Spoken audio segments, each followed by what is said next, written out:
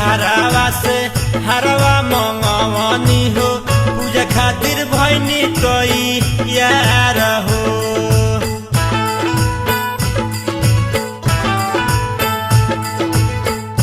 जी करिले माई करिले नी हो रावा हो सुन मैया बचन मार हो। कहवा बिलमलू हो सातो देवी कहवा बिलमलू हो।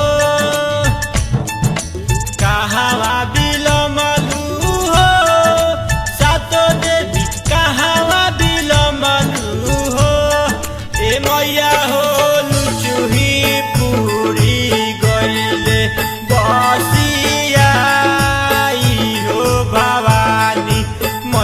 मोरी कहवा बिलमलू हो।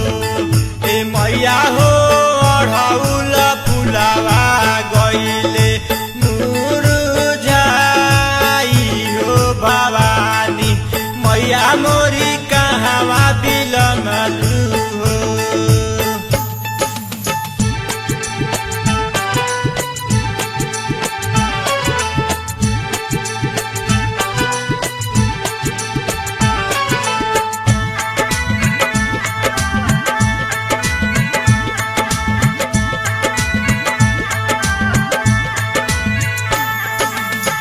जाई के बाजा जवा घरे चुनरी ले आईनी हो सोर हो जुटवानी सिंगार हो।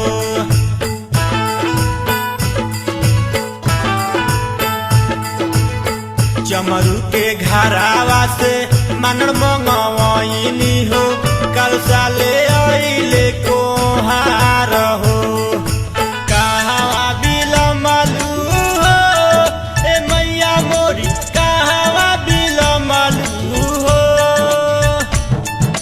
कहवा बिलमलू हो ए मैया मोरी कहवा बिलमलू हो।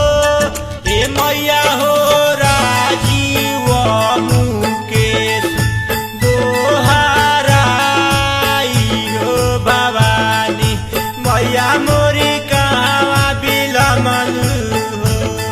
ए मैया हो दूधावा के कारहवा गइले से राई हो भवानी मैया मोरी कहवा बिलमलू हो।